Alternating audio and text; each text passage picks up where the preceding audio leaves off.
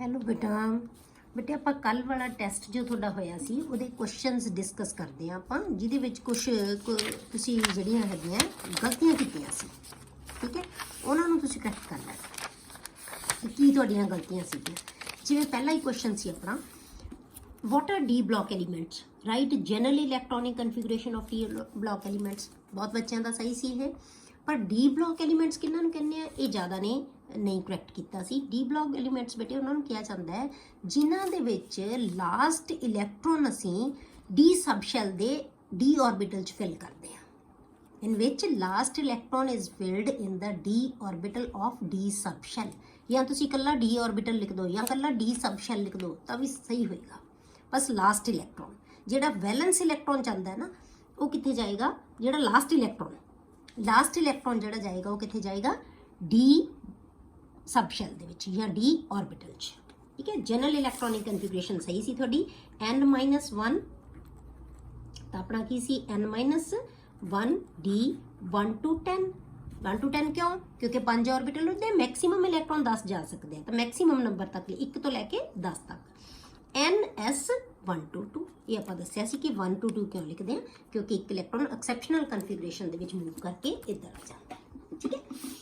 दूसरा क्वेश्चन तुहाडा सारियां दा तकरीबन सही सी कि बोरोन दा साइज तुसी सब तो बोरोन दे आयन दा साइज सब तो छोटा लिखिया सी, क्योंकि these are isoelectronic species. तो जिन्ना पॉजिटिव चार्ज होएगा बेटे उन्ना साइज उहदा छोटा होएगा आयन दा। तो सब तो छोटा साइज किहदा है? बोरोन दे आयन दा। Boron 3 positive. ये सब दा तकरीबन ठीक सीगा। थर्ड जिहड़ा हैगा ये मैक्सिमम बच्चों का 1 या 2 बच्चों का सही सी, सब ने चीटिंग की हुई है। क्योंकि थोड़े नोट्स दे विच जिहड़ा क्वेश्चन सी ना बेटे वो च मैं लिखिया सी an element belongs to third period of p block, same सी। इट हैज़ 4 इलैक्ट्रॉन्स दिते हुए सी उत्थे मैं, predict its group and how many unpaired electron does it have. तो तुसी सब ने वो चेपिया होया है। इत्थे मैं तुहानूं चेंज किया सी बेटे, इट हैज़ 5 वैलेंस इलैक्ट्रॉन्स, मैं 5 वैलेंस इलैक्ट्रॉन लिखे सी। तो तुसी इहदा ग्रुप प्रिडिक्ट करना है। तो किवें करोगे? इहदे विच आपां ग्रुप किवें तुहानूं क्लीयर दिता होया है। इहदा मतलब की है कि एन दी वैल्यू, पीरियड तुहानूं थर्ड है, एन दी वैल्यू देती 3 है, ठीक है। एन दी वैल्यू गिवन है 3 है। उस तो बाद तुहानूं की दिता इन्हां ने? ब्लॉक देता। ब्लॉक भी सानूं पता है, तो ब्लॉक है जिहड़ा वो की है? पी है, गिवन है भी। जदों सानूं ब्लॉक पता है तो असीं ग्रुप डिटेक्ट कर सकते हैं बेटे। ग्रुप नंबर है जिहड़ा पी ब्लॉक लई किवें कैलकुलेट किया जाता है? किवें कैलकुलेट करते हैं बेटे आपां? 10 plus number of valence electrons. Valence electron दे नंबर असीं ऐड कर दिंदे हां। हुण तुहानूं साफ गिवन है 10 प्लस वैलेंस इलैक्ट्रॉन कितने है? गिवन 5। तो की आ गया 15। इन्नी ईजी चीज़ बेटे तुसीं गलत कीती है, बहुत हैरानी हुई मैनू। 10 plus number of valence electron given है बेटे, इट हैज 5 वैलेंस इलैक्ट्रॉन्स। इस तो क्लियर होर की चीज़ होएगी बेटा? या की लिखते हैं जे नंबर ऑफ इलैक्ट्रॉन ना दिते होण, फिर आपां की लिखते हैं? NS इलैक्ट्रॉन्स, ठीक है। NS इलैक्ट्रॉन्स प्लस NP इलैक्ट्रॉन्स, क्योंकि P ब्लॉक दे विच जिहड़ा वैलेंस शैल हुंदा ना हमेशा NS ते NP हुंदा है। बस याद रखो पी ब्लॉक के विच NS एंड NP जिन्ने उन्होंने इलैक्ट्रॉन उन्होंने ऐड कर दो। NS च हमेशा 2 होंगे, बाकी दे पी च होणगे। 5 दे विचों टोटल 5 है, वैलेंस शैल च 5 है, 5 चों 2 कित्थे है? S च है बेटे। तो बाकी किन्ने बच गए? 3 पी च है। ये क्लीयर है? मतलब तुसीं अंडरस्टैंड नहीं करते चीज़ को, फिर तो गलती की गुंजाइश ही नहीं है। यह क्वेश्चन तो बहुत ईजी है और ये बहुत इंपॉर्टेंट क्वेश्चन है बेटे, ठीक है। हुण आपां अनपेयर्ड इलैक्ट्रॉन देने, अनपेयर्ड इलैक्ट्रॉन किवें दस सकते हैं बेटे? जे असीं कन्फिगरेशन लिखांगे तो कन्फिगरेशन किवें लिखांगे? साडे कोल एन दी वैल्यू गिवन है, N 3 है, मतलब वैलेंस शैल गिवन है। इत्थों तक असीं कन्फिगरेशन लिखनी है तो कित्थों स्टार्ट करांगे? 1s2 2s2 2p6 3s and 3p। ये वैलेंस शैल, ये वैलेंस शैल है। 3s एंड 3p ये वैलेंस शैल है। हुण इस वैलेंस शैल दे विच टोटल इलैक्ट्रॉन कितने है? 5 है, ये गिवन है। हुण 5 किवें होणगे? सानूं पता है कि S च हमेशा 2 जाते हैं, पहला असीं S फिल करते हैं। उस तो बाद आ गया बेटे 3p। 3p च कितने बच गए? 5 चों 2 गए तो 3 रह गए, 3 रह गए।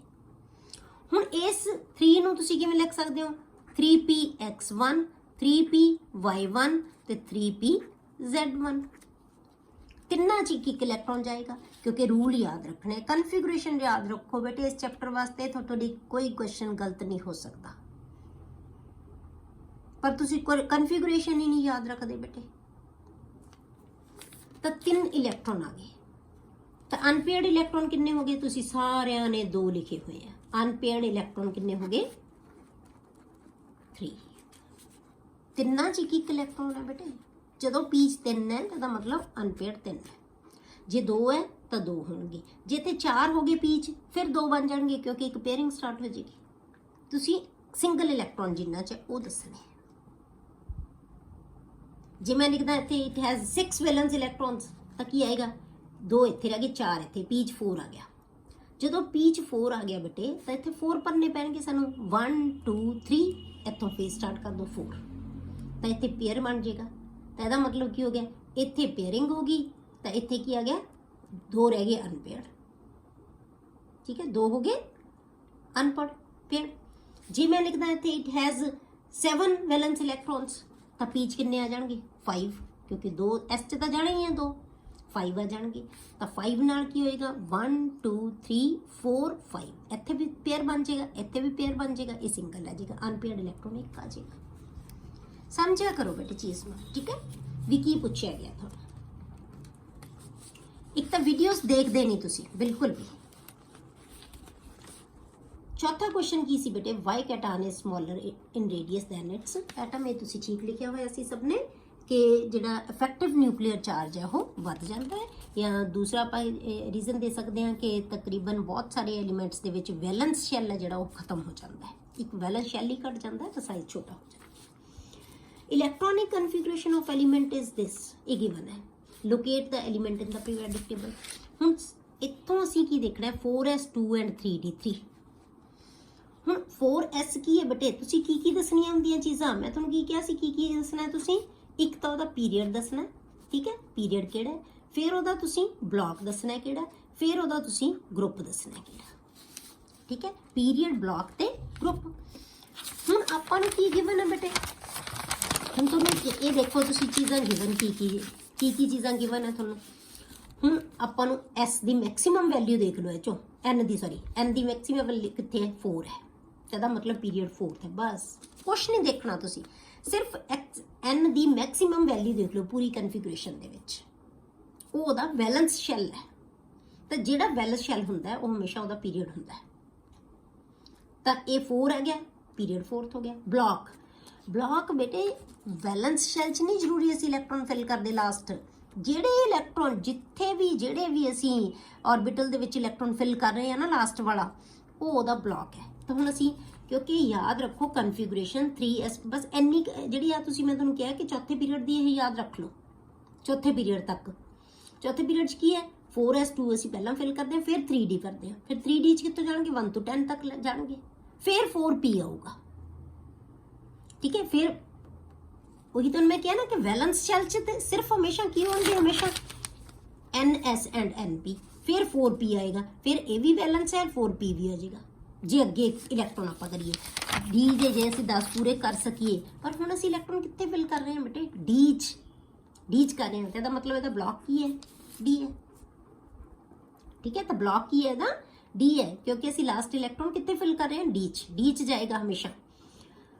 उस तो बाद आप इहदा ग्रुप करना है। ग्रुप किहदे ते डिपेंड करता हुंदा बेटे? ब्लॉक ते।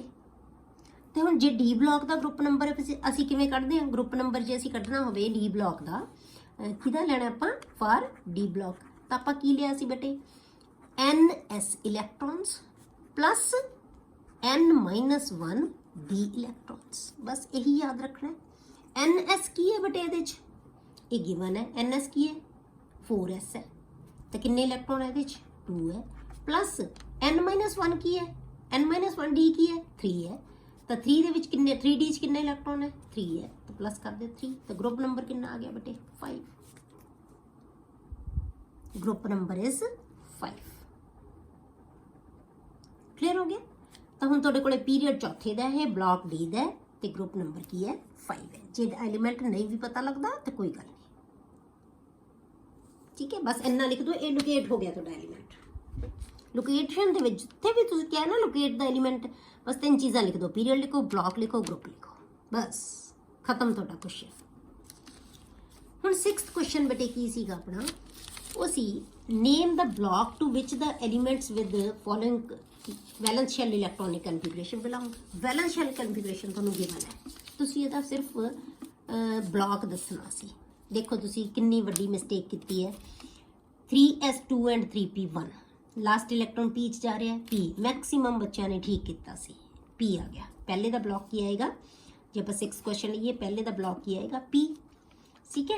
ਦੂਸਰੇ ਦਾ 4s2 3d6 ਲਾਸਟ ਇਲੈਕਟ੍ਰੋਨ ਅਸੀਂ ਕਿੱਥੇ ਫਿਲ ਕਰ ਰਹੇ ਹਾਂ, d ਚ, ਕਿਉਂਕਿ s ਨੂੰ ਤਾਂ ਅਸੀਂ ਪਹਿਲਾਂ ਫਿਲ ਕਰਦੇ ਹਾਂ। 4s2 ਫਿਰ n-1d ਭਰਨ ਲੱਗਦੇ ਆ ਬੇਟੇ। ਯਾਦ ਰੱਖੋ ਕਨਫਿਗਰੇਸ਼ਨ ਦਾ ਇੱਕ ਸੀਕੁਐਂਸ, ਇੱਕ ਲਾਈਨ ਹੀ ਹੈ ਨਾ ਬੇਟੇ ਆਫ ਬਾਓ ਪ੍ਰਿੰਸੀਪਲ ਵਾਲੀ, ਉਹ ਲਾਈਨ ਯਾਦ ਕਰ ਲਓ ਬਸ, ਫਿਰ ਤੁਹਾਡਾ ਬਲੌਕ ਗਲਤੀ ਨਹੀਂ ਹੋਏਗਾ। ਕਿੱਥੇ ਲਾਸਟ ਇਲੈਕਟ੍ਰੋਨ ਜਾ ਰਿਹਾ ਹੈ ਉਹ ਉਹਦਾ ਬਲੌਕ ਹੈ। ਤਾਂ ਲਾਸਟ ਇਲੈਕਟ੍ਰੋਨ ਕਿੱਥੇ ਪਾ ਰਹੇ ਅਸੀਂ, d ਚ, ਤਾਂ ਇਹਦਾ ਬਲੌਕ ਕੀ ਹੋ ਗਿਆ, d।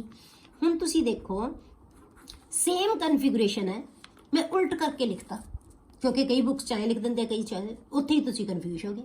ਹੁਣ ਇੱਥੇ ਕੀ ਸੀ, ਪਹਿਲਾਂ ਤਾਂ ਅਸੀਂ 4s ਹੀ ਭਰਾਂਗੇ ਨਾ ਬੇਟੇ। ਜੇ ਮੈਂ ਲਿਖ ਦਿੰਦੀ 4s1 ਐਂਡ 3d5 ਫਿਰ ਤੁਸੀਂ ਕੀ ਲਿਖਣਾ ਸੀ, d ਬਲੌਕ। ਹੁਣ ਮੈਕਸਿਮਮ ਬੱਚਿਆਂ ਨੇ ਕੀ ਲਿਖਤਾ, s ਬਲੌਕ ਲਿਖਤਾ।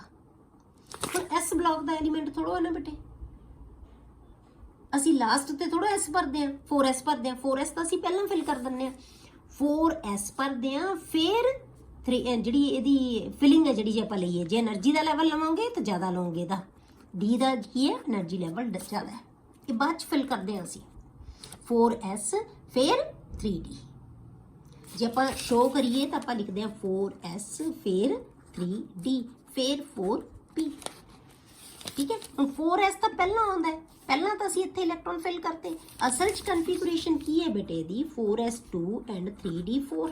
ਜੇ ਆਪਾਂ ਉੱਪਰ ਲਿਖੀਏ 4s2 ਐਂਡ 3d1, ਫਿਰ ਲਿਖ ਦਈਏ 4s2 ਐਂਡ 3d2, ਫਿਰ 3 ਆ ਜਾਏਗਾ, ਫਿਰ 4 ਆ ਗਿਆ, ਫਿਰ ਆਪਾਂ ਲਿਖ ਦਈਏ 4s2 ਐਂਡ 3d5।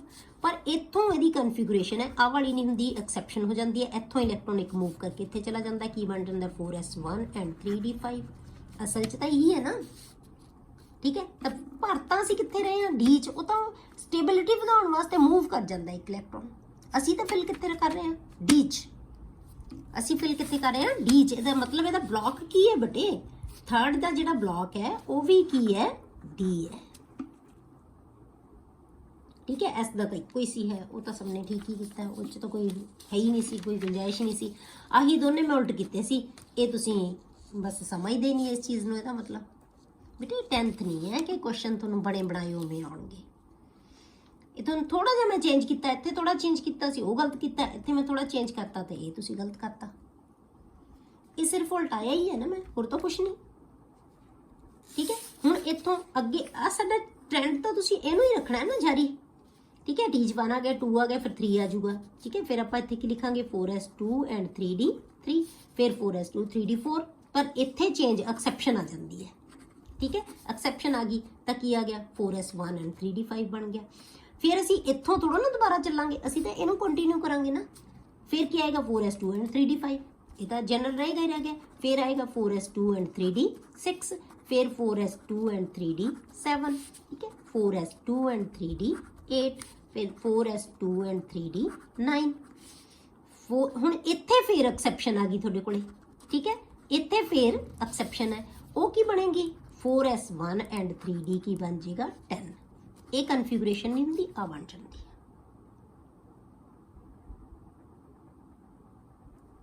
ਸਮਝ ਆਈ, ਇਹ ਬਣ ਗਿਆ ਤੁਹਾਡੇ ਕੋਲੇ ਇਹ। ਹੁਣ ਅਗਲਾ ਫਿਰ ਹੁਣ ਇਹਨੂੰ ਹੀ ਕੰਟੀਨਿਊ ਕਰਨਾ, ਇਹਨੂੰ ਨਹੀਂ, ਇਹ ਤਾਂ ਐਕਸੈਪਸ਼ਨ ਹੈ, ਇਹ ਤਾਂ ਦੋਨੋਂ ਯਾਦ ਰੱਖੋ, ਇਹਨੂੰ ਹੀ ਕੰਟੀਨਿਊ ਕਰਨਾ ਹੈ। ਫਿਰ ਕੀ ਆਏਗਾ 4s2 ਐਂਡ 3d10, ਇਹ ਕਿਹਦਾ ਆ ਗਿਆ, ਜ਼ਿੰਕ ਦਾ। ਤੇ ਇਹ ਐਕਸੈਪਸ਼ਨਸ ਹੈ, ਬਸ ਇਹਨਾਂ ਨੂੰ ਯਾਦ ਰੱਖੋ। ਹੁਣ ਪਰ ਅਸੀਂ ਫਿਲ ਅਸੀਂ d ਚ ਹੀ ਕਰ ਰਹੇ ਹਾਂ, ਇਹ ਯਾਦ ਰੱਖੋ। 4s ਤੋਂ ਬਾਅਦ ਜੇ ਕੋਈ ਹੈਗਾ ਨਾ d ਚ ਇਲੈਕਟ੍ਰੋਨ, ਤਾਂ ਉਹਦਾ ਬਲੌਕ ਹਮੇਸ਼ਾ d ਹੀ ਆਏਗਾ। ਇਹ ਕਨਫਿਊਜ਼ ਨਹੀਂ ਹੋਣਾ ਬੇਟੇ ਕਦੇ ਵੀ, ਸਮਝ ਆਈ। ਕੰਸੀਡਰ ਦ ਫੋਲੋਇੰਗ ਸਪੀਸ਼ੀਜ਼। ਹੁਣ ਇਹਨਾਂ ਨੂੰ ਆਪਾਂ ਦੇਖਿਆ, ਕੋਈ ਬੱਚੇ 2-4 ਬੱਚੇ ਇਹੋ ਜਿਹੇ ਸੀ ਜਿਹੜੇ ਪਤਾ ਨਹੀਂ ਲਿਖੀ ਜਾਂਦੇ ਆ, ਇਹ ਨॉन ਮੈਟਲਸ ਹੈ, ਇਹ ਮੈਟਲਸ ਹੈ, ਇਹ ਕੁਛ ਨਹੀਂ ਲਿਖਣਾ ਬੇਟੇ। ਤੁਸੀਂ ਇਹਨਾਂ ਨੂੰ ਧਿਆਨ ਨਾਲ ਦੇਖੋ ਕੀ ਕਾਮਨ ਲੱਗ ਰਿਹਾ ਇਹਨਾਂ ਦੇ ਵਿੱਚ, ਸਾਰਿਆਂ ਦੇ ਵਿੱਚ ਨੰਬਰ ਆਫ ਇਲੈਕਟ੍ਰੋਨਸ ਸੇਮ ਹੈ, HV10, HV10, HV10, HV10, HV10. These are isoelectronic species. फिर उन्होंने क्या है कि arrange them in the order of decreasing radii. Decreasing radii मतलब सब तो वड्डा पहला लिखना है. सब तो वड्डा कौन है? O2 नैगेटिव, फिर F नैगेटिव. जिन्ना नैगेटिव आइसो इलैक्ट्रॉनिक स्पीशीज़ ਦੇ ਵਿੱਚ ਆਪਾਂ ਦੱਸਿਆ ਸੀ ਕਿ ਜਿੰਨਾ ਨੈਗੇਟਿਵ ਚਾਰਜ ਜ਼ਿਆਦਾ ਹੋਏਗਾ ਸਾਈਜ਼ ਉਨਾ ਵੱਡਾ ਹੋਏਗਾ, ਜਿੰਨਾ ਨੈਗੇਟਿਵ ਚਾਰਜ ਘਟਦਾ ਜਾਏਗਾ ਸਾਈਜ਼ ਛੋਟਾ ਹੁੰਦਾ ਜਾਏਗਾ, ਫਿਰ ਜਿੰਨਾ ਪੋਜ਼ਿਟਿਵ ਚਾਰਜ ਵੱਧਦਾ ਜਾਏਗਾ ਸਾਈਜ਼ ਛੋਟਾ ਹੁੰਦਾ ਜਾਏਗਾ. ਹੁਣ ਇੰਨੇ ਇੱਥੇ ਆਏਗਾ, ਇਹਦੇ ਉੱਤੇ ਇੱਕ ਚਾਰਜ ਹੈ, ਇਹਦਾ ਸਾਈਜ਼ ਇਹਦੇ ਨਾਲੋਂ ਛੋਟਾ ਹੋਏਗਾ. ਫਿਰ ਮੈਗਨੀਸ਼ੀਅਮ ਦਾ ਸਾਈਜ਼ ਇਹਦੇ ਨਾਲੋਂ ਵੀ ਛੋਟਾ ਹੋਏਗਾ, ਐਲੂਮੀਨੀਅਮ ਦਾ ਸਭ ਤੋਂ ਛੋਟਾ ਹੋਏਗਾ. ਸਭ ਤੋਂ ਲਾਸਟ ਤੇ ਐਲੂਮੀਨੀਅਮ ਲਿਖੋਗੇ. ਇਹ ਕਾਫੀ ਬੱਚਿਆਂ ਨੇ ਸਹੀ ਕੀਤਾ ਹੋਇਆ ਸੀ ਤੁਸੀਂ, ਠੀਕ ਹੈ. First ionization enthalpy of magnesium is more as compared to Na, while its second ionization enthalpy is less as compared to that of Na. Why? ਇਹ ਤੁਸੀਂ 99% ਬੱਚਿਆਂ ਨੇ ਕੁਐਸਚਨ ਨਹੀਂ ਕੀਤਾ ਹੋਇਆ ਹੈ, ਠੀਕ ਹੈ. ਹੁਣ ਇਹ ਆਪਾਂ ਕੀ ਕਰਨਾ ਬੇਟੇ, ਇਹ ਕੁਐਸਚਨ ਕੀ ਹੈ ਤੁਹਾਡਾ. ਹੁਣ ਇਹਦੇ 'ਚ ਆਪਾਂ ਕੀ ਕਰਨਾ ਹੈ, ਸੋਡੀਅਮ ਤੇ ਮੈਗਨੀਸ਼ੀਅਮ ਲਓ, Na ਐਂਡ Mg. ਕਨਫੀਗਰੇਸ਼ਨ ਲਿਖੋ. ਕਨਫੀਗਰੇਸ਼ਨ ਕੀ ਹੁੰਦੀ ਹੈ ਬੇਟੇ ਇਹਦੀ, ਆਪਾਂ ਕੀ ਲਿਖਦੇ ਹਾਂ, ਆਪਾਂ ਵੈਲੈਂਸ ਸ਼ੈਲ ਕਨਫੀਗਰੇਸ਼ਨ ਚਲੋ ਸਾਰੀ ਲਿਖ ਦਿੰਦੇ ਹਾਂ. 1s2 ਅੱਗੇ ਆ ਗਿਆ 2s2 2p6 ਐਂਡ 3s1. ਇਹਦੀ ਕਨਫੀਗਰੇਸ਼ਨ ਲਿਖੀਏ ਤਾਂ ਕੀ ਆਏਗੀ 1s2 2s2 2p6 3s2. ਇਹਨੂੰ ਤੁਸੀਂ ਨਾ ਇੱਦਾਂ ਵੀ ਲਿਖ ਸਕਦੇ ਹੋ ਬੇਟੇ 281 281 ਮਤਲਬ ਪਹਿਲੇ ਸ਼ੈਲ 'ਚ 2, ਫਿਰ ਦੂਜੇ ਸ਼ੈਲ 'ਚ 8, ਫਿਰ ਤੀਸਰੇ ਸ਼ੈਲ 'ਚ 1. ਇਹਨੂੰ ਤੁਸੀਂ ਆਪਾਂ ਇਹਨੂੰ ਵੀ ਲਿਖ ਸਕਦੇ ਹੋ 2, ਫਿਰ 8 ਫਾਈਲ 8 ਇਲੈਕਟ੍ਰੋਨ ਹੋ ਗਏ, ਫਿਰ 2. ਆਹ ਕਨਫੀਗਰੇਸ਼ਨ ਹੈ. ਹੁਣ ਇਹਦੇ ਕਿਉਂਕਿ S ਦੇ ਵਿੱਚ 2 ਇਲੈਕਟ੍ਰੋਨ ਹੈ, ਫੁਲੀ ਫਿਲਡ ਕਨਫੀਗਰੇਸ਼ਨ ਹੈ, ਇਸ ਕਰਕੇ ਜਦੋਂ ਇਹਨੇ ਇਲੈਕਟ੍ਰੋਨ ਮਾਈਨਸ ਇਲੈਕਟ੍ਰੋਨ ਕਰਨਾ ਹੈ ਤਾਂ ਜਿਹੜੀ ਡੈਲਟਾ H1 ਹੈ ਨਾ, ਜਿਹਨੂੰ ਅਸੀਂ IE ਕਹਿ ਦਿੰਦੇ ਹਾਂ, IE1 ਹੈ ਨਾ ਜਿਹੜੀ ਇਹਦੀ, ਉਹ ਕੀ ਹੋਏਗੀ ਬੇਟੇ, ਬਹੁਤ ਘੱਟ ਹੋਏਗੀ. 2-8 ਕਨਫੀਗਰੇਸ਼ਨ ਰਹਿ ਗਈ ਇਹਦੀ. ਤਾਂ ਕੀ ਬਣਾ ਲਿਆ ਇਹਨੇ, Na ਪੋਜ਼ਿਟਿਵ, ਕਿਉਂਕਿ ਬਾਹਰਲਾ ਸ਼ੈਲ ਖਤਮ ਹੋ ਗਿਆ ਇਹਦਾ, ਤਾਂ ਸਟੇਬਲ ਹੋ ਗਿਆ. ਇਸ ਕਰਕੇ IE ਦੀ ਵੈਲਿਊ ਕੀ ਸੀ, ਆਪਾਂ ਕਿਹਾ ਘੱਟ ਹੈ, ਇਹਦੀ ਜ਼ਿਆਦਾ ਹੈ. ਇਹਦੀ ਜ਼ਿਆਦਾ ਕਿਉਂ ਹੈ, ਇਹਨੇ ਵੀ ਇੱਕ ਇਲੈਕਟ੍ਰੋਨ ਲੂਜ਼ ਕੀਤਾ, ਇਹਦੀ ਵੀ ਡੈਲਟਾ IE ਹੈ ਜਿਹੜੀ H1 ਹੈ ਜਿਹੜੀ ਉਹ ਜ਼ਿਆਦਾ ਹੈ. ਉਹ ਇਹਦੇ ਨਾਲੋਂ ਆਪਾਂ ਕਿਹਾ ਕਿ ਇਹਨਾਂ ਦਾ ਕੰਪੈਰੀਜ਼ਨ ਕਰੀਏ ਤਾਂ ਇਹ ਜ਼ਿਆਦਾ ਹੈ. ਇਹਨੇ ਕੀ ਬਣਾ ਲਿਆ, Mg ਪੋਜ਼ਿਟਿਵ. ਕਨਫੀਗਰੇਸ਼ਨ ਕੀ ਰਹੇਗੀ 281. ਸਮਝ ਗਏ, ਇੱਕ ਇਲੈਕਟ੍ਰੋਨ ਦੋਨਾਂ ਨੇ ਛੱਡਤਾ, ਪਰ ਇਹਦੀ IE ਦੀ ਵੈਲਿਊ ਜ਼ਿਆਦਾ ਹੈ, 1 ਹੈ ਜਿਹੜੀ ਉਹ ਜ਼ਿਆਦਾ ਹੈ ਇਹਦੇ ਨਾਲੋਂ. ਕਿਉਂ, ਕਿਉਂਕਿ ਇਹਦੇ ਕੋਲੇ ਵੈਲੈਂਸ ਸ਼ੈਲ ਕੰਪਲੀਟ ਸੀਗਾ, ਇਸ ਚੋਂ ਇਲੈਕਟ੍ਰੋਨ ਰਿਮੂਵ ਕਰਨਾ ਔਖਾ ਹੈ, ਤਾਂ ਇਸ ਕਰਕੇ ਇਹਦੀ ਵੈਲਿਊ ਜ਼ਿਆਦਾ, ਇਹਦੀ ਘੱਟ ਹੈ. ਵੈਸੇ ਵੀ ਇੱਕੋ ਪੀਰੀਅਡ ਦੇ ਮੈਂਬਰ ਹੈ, ਸਾਈਜ਼ ਛੋਟਾ ਇਹਦਾ ਮੈਗਨੀਸ਼ੀਅਮ ਦਾ ਸੋਡੀਅਮ ਨਾਲੋਂ, ਇਸ ਕਰਕੇ ਆਏਗਾ. ਦੂਜੀ ਚੀਜ਼, ਜੇ ਹੁਣ ਇਹਨੇ ਇੱਕ ਇਲੈਕਟ੍ਰੋਨ ਹੋਰ ਛੱਡਣਾ ਹੈ ਤਾਂ ਫਿਰ ਡੈਲਟਾ IEH2 ਆ ਜਾਏਗਾ. ਤਾਂ ਕੀ ਬਣਾਏਗਾ ਇਹ, Na2 ਪੋਜ਼ਿਟਿਵ. ਤਾਂ ਇਹਦੀ ਕਨਫੀਗਰੇਸ਼ਨ ਕੀ ਰਹੇਗੀ. ਹੁਣ ਅਸੀਂ ਵੈਲੈਂਸ ਸ਼ੈਲ ਕੰਪਲੀਟ ਚੋਂ ਇਲੈਕਟ੍ਰੋਨ ਰਿਮੂਵ ਕਰ ਰਹੇ ਹਾਂ ਬੇਟੇ, ਇਹ ਕਦੇ ਵੀ ਨਹੀਂ ਹੋਏਗਾ, ਇਹ ਕਦੇ ਬਣਾਉਂਦਾ ਹੀ ਨਹੀਂ. Na2 ਪੋਜ਼ਿਟਿਵ ਕਦੇ ਵੀ ਨਹੀਂ ਬਣਦਾ, ਕਿਉਂਕਿ ਅਸੀਂ ਇਹਦੇ ਵੈਲੈਂਸ ਸ਼ੈਲ ਚੋਂ ਇਲੈਕਟ੍ਰੋਨ ਰਿਮੂਵ ਕਰ ਹੀ ਨਹੀਂ ਸਕਦੇ. ਤਾਂ ਇਹਦੀ એનર્ਜੀ ਬਹੁਤ ਜ਼ਿਆਦਾ ਹੋਏਗੀ. ਇਹਦੀ એનર્ਜੀ ਕੀ ਹੈ, ਮਾਈਨਸ ਇਲੈਕਟ੍ਰੋਨ ਕਰਨਾ ਹੋਵੇ ਆਪਾਂ ਤਾਂ ਡੈਲਟਾ IEH2, ਇਹਦਾ ਜਿਹੜਾ ਹੈਗਾ ਵੈਲੈਂਸ ਸ਼ੈਲ ਖਤਮ ਹੋ ਗਿਆ, ਇਹਦੀ 2, ਇਹਦੀ ਹੁਣ ਸਟੇਬਲ ਕਨਫੀਗਰੇਸ਼ਨ ਹੋਈ ਹੈ. ਇਸ ਕਰਕੇ ਇਹ ਕੀ ਬਣਾ ਦੇਗਾ, ਇਲੈਕਟ੍ਰੋਨ ਹੋਰ ਲੂਜ਼ ਕਰਨ ਨਾਲ ਇਹਨੇ ਕੀ ਬਣਾ ਲਿਆ, Mg2 ਪੋਜ਼ਿਟਿਵ ਬਣ ਗਿਆ. ਤਾਂ ਇਹ ਐਗਜ਼ਿਸਟ ਕਰਦਾ ਹੈ. ਇਸ ਕਰਕੇ ਇਹਦੀ ਡੈਲਟਾ H2 ਹੈ ਜਿਹੜਾ ਉਹ ਘੱਟ ਹੁੰਦਾ ਹੈ, ਸੋਡੀਅਮ ਦਾ ਜ਼ਿਆਦਾ ਹੁੰਦਾ ਹੈ. ਇਹੀ ਕੁਐਸਚਨ ਪੁੱਛਿਆ ਸੀ ਕਿ ਡੈਲਟਾ H1 ਮੈਗਨੀਸ਼ੀਅਮ ਦਾ ਜ਼ਿਆਦਾ ਹੁੰਦਾ ਸੋਡੀਅਮ ਨਾਲੋਂ, ਪਰ ਡੈਲਟਾ H2 ਘੱਟ ਹੁੰਦਾ ਸੋਡੀਅਮ ਨਾਲੋਂ. ਇੱਥੇ ਇਹਦੀ ਕਨਫੀਗਰੇਸ਼ਨ ਸਟੇਬਲ ਸੀ, ਇੱਥੇ ਇਹਦੀ ਕਨਫੀਗਰੇਸ਼ਨ ਸਟੇਬਲ ਹੈ, ਇਸ ਕਰਕੇ ਇਹਦੀ ਜਿਹੜੀ એનર્ਜੀ ਬਹੁਤ ਜ਼ਿਆਦਾ ਹੋਏਗੀ. ਸਮਝ ਆਈ. ਉਸ ਤੋਂ ਬਾਅਦ ਅਗਲਾ question C which has lowest value of. ਹੁਣ ਇੱਕ ਦੋ ਬੱਚਿਆਂ ਨੇ ਪਤਾ ਕੀ ਕਰਦੇ ਆ, ਮੈਂ ਤੁਹਾਨੂੰ ਪਹਿਲਾਂ ਕਿਹਾ ਸੀ ਕਿ ਫालतू ਚੀਜ਼ਾਂ ਨਾ ਲਿਖਿਆ ਕਰੋ. ਉਹਨਾਂ ਨੇ ਕੀ ਕੀਤਾ, 2 ਬੱਚਿਆਂ ਨੇ ਲਿਖਿਆ ਹੋਇਆ ਸੀ, ਇਹਨੂੰ ਲਿਖਤਾ ਹਾਈਐਸਟ. ਮੈਂ ਤਾਂ ਪੁੱਛਿਆ ਹੀ ਨਹੀਂ, ਗਲਤ ਕਰ ਲਿਆ ਨਾ ਕੁਐਸਚਨ, ਤੇ ਉਹਦੇ ਮਾਰਕਸ ਕੱਟੇ ਜਾਣਗੇ. ਬੜੇ ਤੁਹਾਡੀ ਗਲਤੀ ਕਰਦੇ ਹੋ ਤੁਸੀਂ.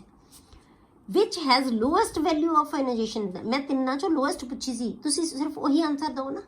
ਕਿਹਦੀ ਲੋਐਸਟ ਹੋਏਗੀ, ਜਿਹਦੇ ਵੈਲੈਂਸ ਸ਼ੈਲ 'ਚ ਦੇਖੋ ਤੀਸਰਾ, ਇਹਦੇ 'ਚ 2 ਹੈ, ਇਹਦੇ 'ਚ 2 ਹੈ, ਇਹਦਾ ਤੀਜਾ ਸ਼ੁਰੂ ਹੋ ਗਿਆ ਤੇ ਇੱਕੋ ਹੀ ਇਲੈਕਟ੍ਰੋਨ ਹੈ. ਇਹਨੂੰ ਰਿਮੂਵ ਕਰਨਾ ਬਹੁਤ ਈਜ਼ੀ ਹੈ ਬੇਟੇ, ਤਾਂ ਇਸ ਕਰਕੇ ਆਇਨਾਈਜ਼ੇਸ਼ਨ ਐਂਥੈਲਪੀ ਇਹਦੀ ਕੀ ਹੋਏਗੀ, ਸਭ ਤੋਂ ਘੱਟ ਹੋਏਗੀ। ਸਿਰਫ ਤੁਸੀਂ ਆਨਸਰ ਲਓ 3rd।